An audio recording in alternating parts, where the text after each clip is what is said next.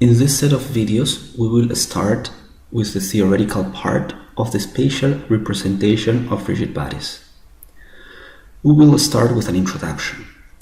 For example, we have here a robotic arm, and here we have an object, and we want to ask how to move this robotic arm towards the object.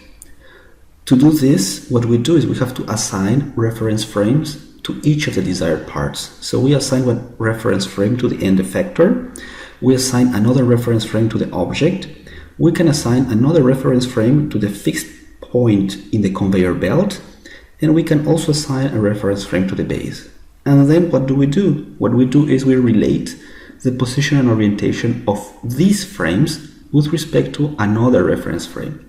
In this example, we might relate the object to the conveyor belt because the conveyor belt is fixed, and we might know the position of the object in this frame of the conveyor belt. Then we relate the position of the position and orientation of this conveyor belt with respect to the base. We do the same with the end effector. We obtain a relation between this frame and this frame. And this will allow us to catch or to grasp this object using this end effector.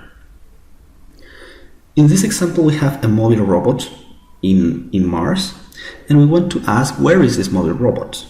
To answer properly this question, what we need to do is, again, assign reference frames. So we assign a reference frame somewhere in the world, which we call an inertial frame or a world frame, and we also assign a reference frame in the robot. And we have to describe the position and orientation of the robot with respect to this reference frame. The description of this robot frame with respect to this inertial frame will tell me where the mobile robot is. Another example is this one. In this case, where are the aerial robots? In order to answer that question, again, I need to add reference frames to each of the desired parts.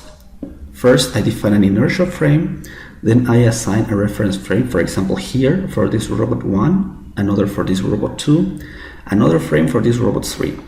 And then what I do again is to define the position and orientation of these frames with respect to this inertial frame, and that will answer the question where the aerial robots are. Another important thing is how to interpret the sensor data. For example, if we have a robot and it's looking at somewhere and it has some sensors, we need to somehow interpret properly the sensor data. So again, we need to assign reference frames.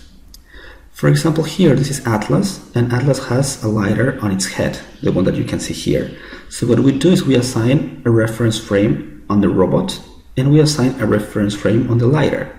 And then we obtain the relations between these two frames. So we need the position and orientation of the sensor with respect to the reference frame of the robot. And what about a humanoid robot? The idea is basically the same.